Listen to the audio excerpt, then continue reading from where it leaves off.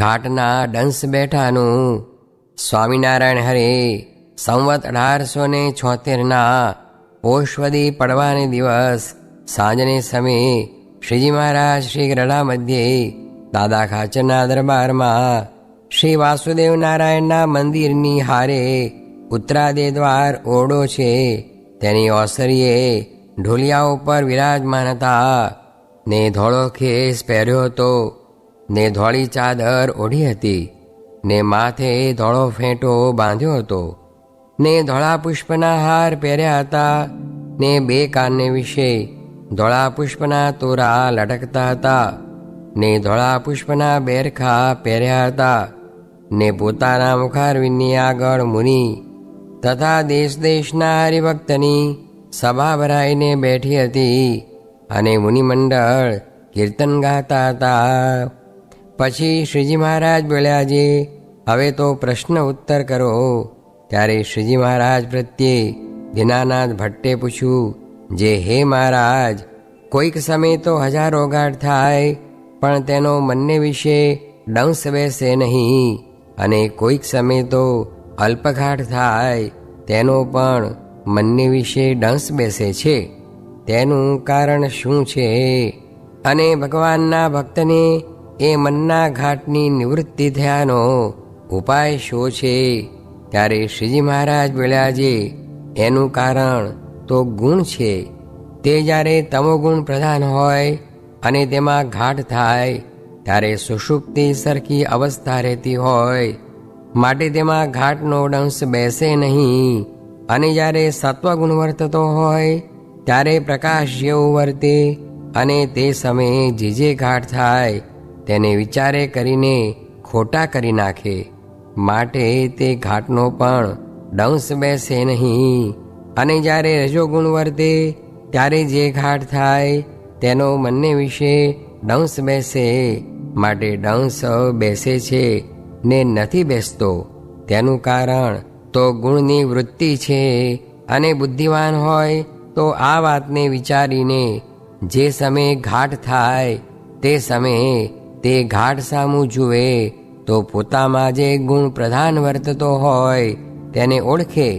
અને ઘડી ઘડી પળપળમાં સૂક્ષ્મ ઘાટ થાય છે તે તો કોઈના ઓળખ્યામાં આવે નહીં. અને તમારા જેવો કોઈક બુદ્ધિવાન હોય તો આખા દિવસમાં 2, 3, 4 સ્થૂળ ઘાટ થાય તે તેના ઓળખ્યામાં આવે. અને જે ગુણને પ્રધાનપણે પોતામાં ઘાટ થતા હોય તે સામે દ્રષ્ટિ રાખે.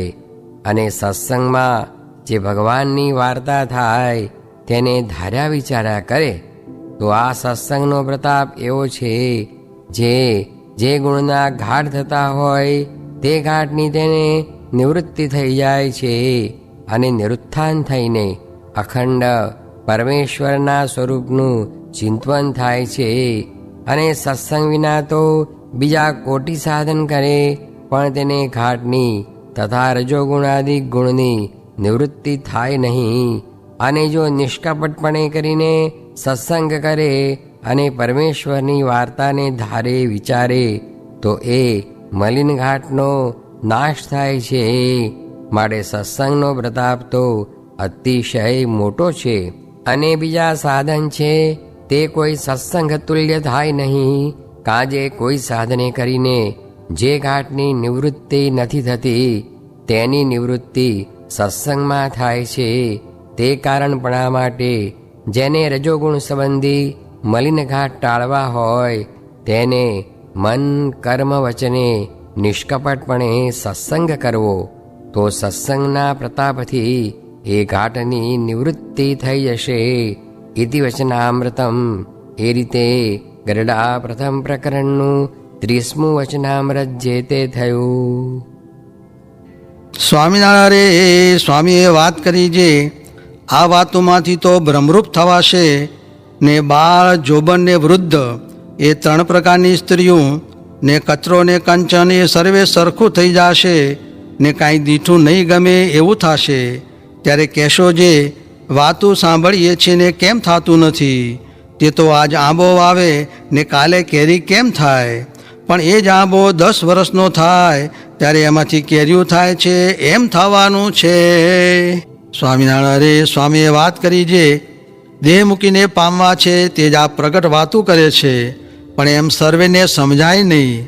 ને જે ત્યાગ વૈરાગની વાતો કરીએ છીએ તે તો માર્ગે ચડાવવા સારું કરીએ છીએ, પણ સમજવાનું આટલું જ છે. સ્વામિનારાયણ સ્વામીએ વાત કરી જે મોટા પરોક્ષ થયા પછી આજની પેઠે પોતાના આશ્રિતની ખબર રાખે કે ન રાખે, તેનો ઉત્તર કર્યો જે મોટા ક્યાં પરોક્ષ થાય એવા છે. બાકી આજની પેઠે દેખાય નહીં ને ખબર તો એમને એમ રાખે, ને જો ખબર ન રાખે તો બ્રહ્માંડની સ્થિતિ કેમ રહે. સ્વામિનારાયણ સ્વામીએ વાત કરી જે અમે જે આજ્ઞા કરીએ તે મહારાજની મૂર્તિ આપીએ, પણ જેને જ્ઞાન નહીં તેને એ વાત સમજાય નહીં. ને મહારાજનો ને મોટા સાધુનો એક સિદ્ધાંત છે, મહારાજને તો પોતાની મૂર્તિનું જ સુખ દેવું છે, પણ ઐશ્વર્યનું સુખ આપવું નથી. કેમ જે જીવ ઐશ્વર્યાર્થી થઈ જાય, તેમજ મોટા સાધુનો પણ એ જ મત છે જે મહારાજની મૂર્તિને વિશે જોડવા છે, પણ વિષયને વિશે ને દેહને વિશે જોડવા નથી. અને જે વિષયને વિશે જોડે છે તે એકાંતિક નહીં, અને જે ઐશ્વર્યને વિશે જોડે છે તે પુરુષોત્તમ નહીં. તે મર્મને તો પ્રહલાદે જાણ્યો જે વિષયને આપે તે ભગવાન નહીં, અને જે વિષયને માગે તે ભક્ત નહીં. તે માટે જેને ભગવાનનિષ્ઠ થવું હોય તેને મહારાજની મૂર્તિ વિના બીજું કાંઈ ઈચ્છવું નહીં, એ સિદ્ધાંત વાત છે. એમ કહીને વળી બોલ્યા જે આ ભગવાન અને આ સાધુનું રૂપ તો સિદ્ધિઓ પણ ધરી શકતી નથી. કેમ જે એ તો અકળ છે, ને બીજા અવતારનું રૂપ તો સિદ્ધિઓ ધરે છે, પણ આ પ્રત્યક્ષ મહારાજ ને આ પ્રત્યક્ષ સંત તેનું રૂપ સિદ્ધિઓ ધરતી નથી. જેમ જે રાજા ગાદીએ હોય તેનો વેશ તરગાળો કાઢતો નથી તેમ. સ્વામિનારાયણ હરે સ્વામીએ વાત કરી જે આત્યંતિક મોક્ષ થાય તે જ મોક્ષ કહેવાય. ને બીજા ધામમાં ગયેથી ગર્ભવાસમાં આવવું પડે, ને ગર્ભવાસમાં આવવું પડે ત્યાં સુધી મોક્ષ ન કહેવાય.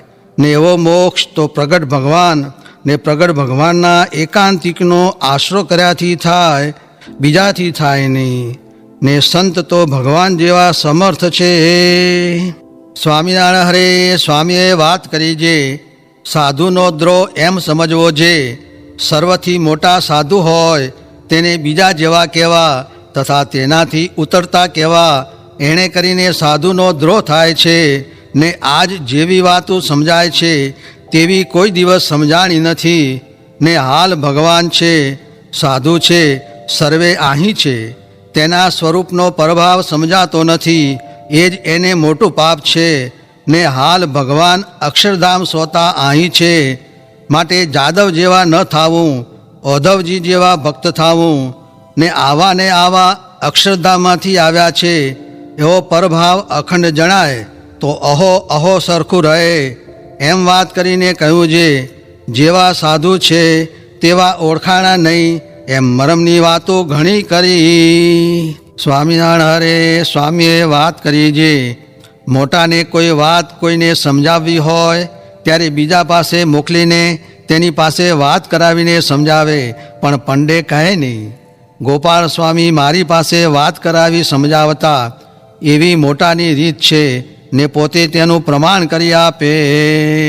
સ્વામિનારાયણ હરે સ્વામીએ વાત કરી જે મહારાજ સ્વધામ પધારવાના હતા ત્યારે મને એકાંતે મળ્યા, જેમ શ્રી કૃષ્ણને ઉદ્ધવજી એકાંતે મળ્યા હતા તેમ.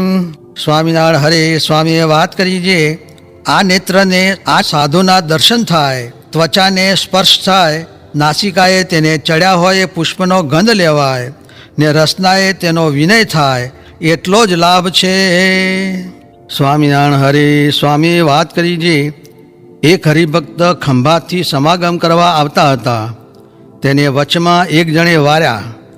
તે વાત સ્વામી આગળ અહીં આવીને કહી, પણ સ્વામી કહે તમે કહીએ નહીં જે જુનાગઢ તો કામિલ કાબિલ મુર્શિદ સબ હુંદર તેરે હાથ વે એવા છે, એમ કહેવું તું ને. સુંવાળા લુગડા રાખીને બેસે તે મોટા મોટાને તો કહેવાશે નહીં, પટારામાં તો હશે ખરા, માટે સાવચેત રહેજો. હવે તો પટારા દેહ અને જીવ બધુંય શોધવું છે, તે વિના પાર કેમ આવે?